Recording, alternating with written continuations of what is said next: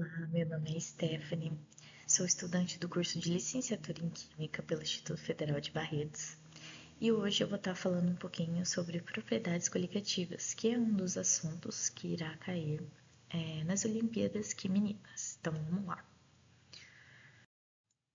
Bom, antes da gente entender o que é a propriedade coligativa, a gente tem que entender dois conceitos que é muito utilizados na química, que é o soluto e o solvente. Então, o soluto é uma substância que será dispersa pela ação do solvente, ou seja, ela vai ser diluída, e o solvente é a substância responsável pelo estado físico da solução. Por exemplo, eu vou fazer uma água salina, uma água com sal. O meu soluto ele vai ser o sal, o meu solvente vai ser a água, o que vai gerar a solução.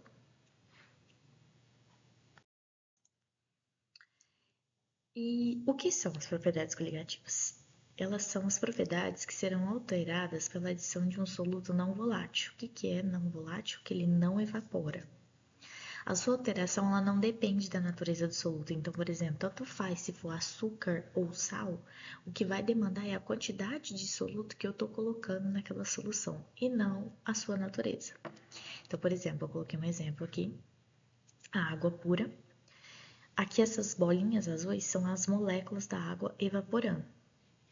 Quando eu coloco o açúcar, você consegue ver no terceiro recipiente que as moléculas elas são menores, são menos moléculas que estão evaporando. Por quê?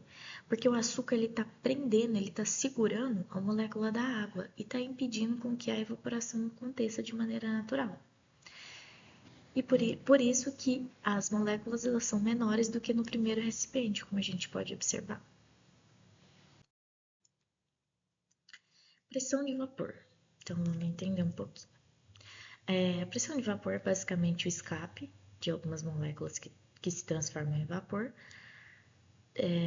da superfície do líquido para a atmosfera. Então, por exemplo, a água a 1 atm, que é onde a gente está, ela ferve a nível do mar, né?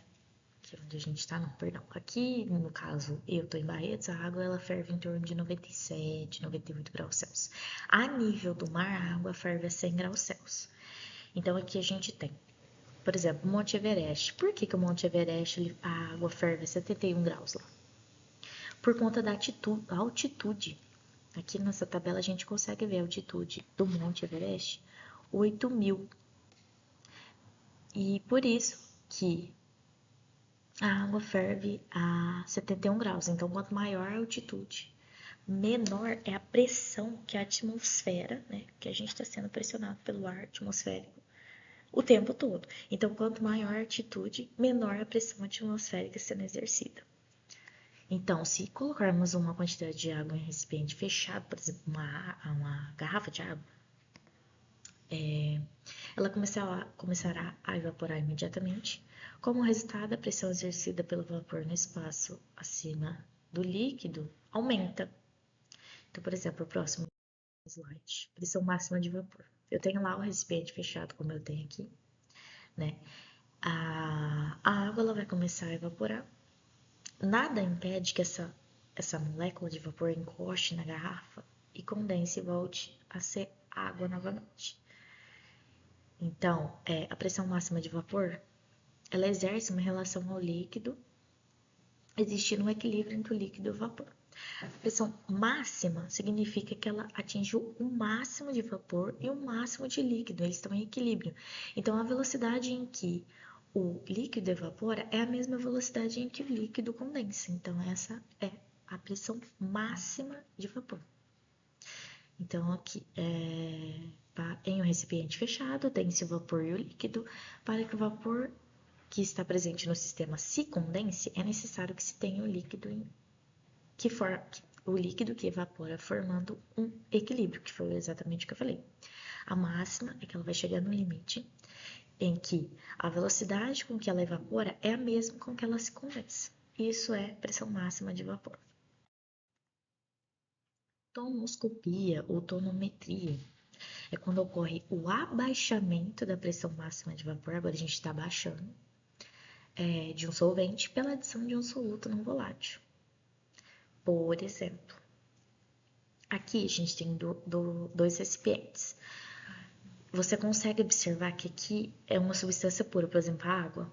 Tá vendo com que as moléculas elas se movimentam com mais facilidade? O segundo recipiente a gente consegue ver que tem uma substância a mais. Então, por exemplo, o sal. Você tá vendo que as moléculas de água, essas bolinhas azuis, elas se movimentam com menos facilidade, tá vendo? Por quê? Porque o sal tá prendendo a molécula da água e não tá deixando ela evaporar. Então, aqui em cima a gente consegue ver que na água pura, a pressão ela é maior. E na água pura com um solvente não volátil, ela é menor. Então, isso é tonoscopia. Ebullioscopia e ebuliometria, ou eboliometria, é a propriedade em que ocorre o aumento da temperatura de ebulição de um solvente pela adição de um soluto não volátil. Então, por exemplo, estou lá fervendo a minha água para fazer café. A gente sabe que a água ela ferve a 100 graus Celsius a nível do mar. Beleza, a água atingiu 100 graus Celsius com temperatura constante, como a gente pode ver aqui a primeira imagem. Eu adicionei o açúcar para fazer o meu café, né? Naquela água que está fervendo. Você vai perceber que ela vai parar de ferver. Alguns segundos depois ela vai começar a ferver. E se você for medir aquela temperatura, ela está muito maior do que 100 graus Celsius. Por quê? Porque se você adiciona o soluto não volátil, ocorre o aumento da temperatura de ebulição. Então, tá vendo aqui na segunda imagem, a gente consegue ver que a temperatura ela tá maior do que da água pura. Então, esse é o conceito de ebulioscopia. Crioscopia ou criometria é a propriedade que adiciona-se um soluto não volátil em solvente, provocando um abaixamento do ponto de fusão. Só relembrando, ponto de fusão é o estado do sólido para o líquido. Ao abaixar o ponto de fusão, o solvente, por exemplo, o gelo, irá derreter e terá uma temperatura menor. Então, esqueci de gelar o meu refrigerante e eu vou beber mais tarde, vou numa festa, vou dar uma festa. Você vai pegar um cooler, vai colocar o seu refrigerante, vai colocar o gelo e vai colocar o sal, que é o soluto não volátil. Tanto faz se for sal ou açúcar, tá? Aqui no exemplo é açúcar, mas eu tô dando um exemplo de sal por conta de formiga. Tanto faz. Você vai colocar o sal. O que vai acontecer? Esse sal, ao mesmo tempo que ele vai derreter o gelo, porque a gente sabe que o gelo ele congela a 0 graus Celsius.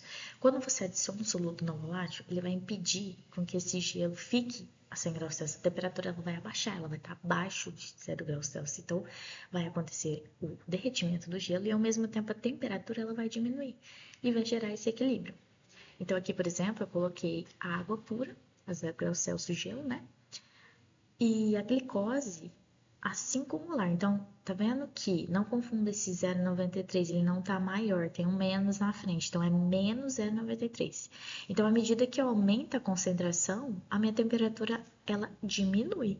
Então, aqui eu tenho 0,5 molar e aqui eu tenho 1 molar. Tá vendo que de 0,93 ela foi para 1,86? Ela diminuiu.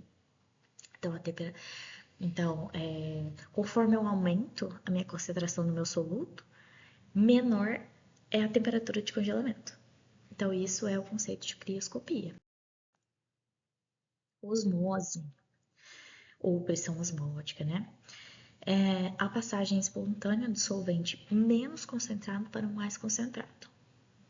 Por exemplo, eu tenho lá minha alface, lavei a minha alface e ela tá com água. Aí eu vou temperá-la.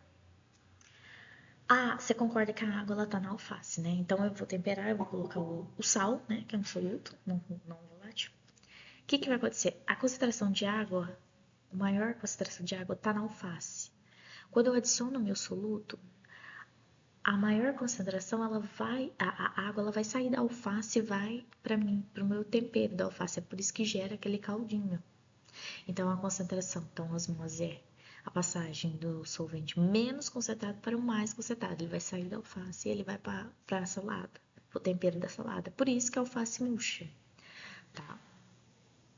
E aí a gente tem também a osmose reversa, que é o contrário. Só que ela não é espontânea, ela não ocorre de maneira natural. Você tem que forçá-la. Por exemplo, tirar o sal da água, né? Dessalinização. De retirar o sal da água do mar. Você tem lá a água salgada, você vai colocar um êmbolo e vai realizar um trabalho, você vai ter uma pressão, uma força ali. Você vai fazer com que as moléculas da água ela ultrapasse essa membrana que seria essa parte marronzinha aqui. Então a água ela vai passar por essa membrana. E do lado de cá vai ficar só o sal. Então você está forçando essa osmose. Então essa é a osmose reversa. Ela não é espontânea, ela é forçada, ao contrário da osmose. Aí aqui eu coloquei algumas propriedades que a gente utiliza no cotidiano, né?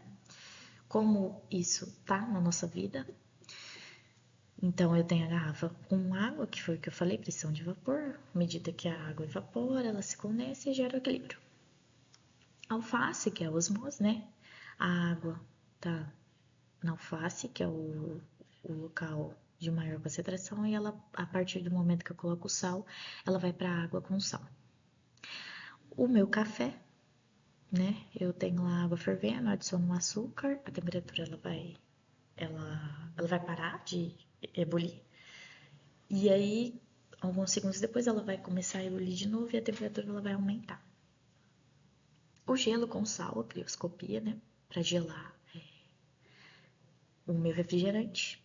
À medida que eu coloco o soluto, a concentração maior, menor a minha temperatura de congelamento. A mesma coisa acontece no Polo Norte, por exemplo.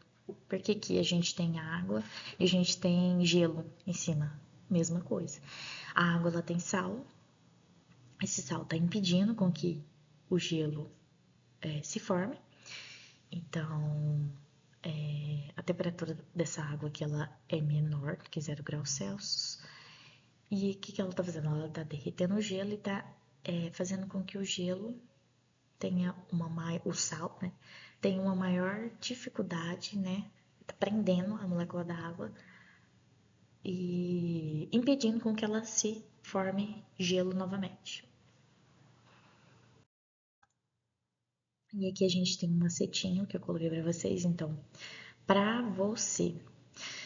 Tá vendo essas flechinhas? Então, o que ela tá me falando? Quanto maior o número de partículas, menor o vapor, maior será a osmose, menor o congelamento e maior será a ebulição. Então, esse é um macetinho para lembrar e decorar lá na hora da prova, tá? Então é isso. Espero que vocês tenham gostado. Eu estou à disposição para tirar qualquer dúvida. O meu e-mail está no começo do vídeo, no primeiro slide. Pode mandar. Vão ter 5 exercícios sobre essa temática para vocês, tá? Eu estou à disposição. Mandem e-mail. Bons estudos e uma ótima prova a todos. Até mais.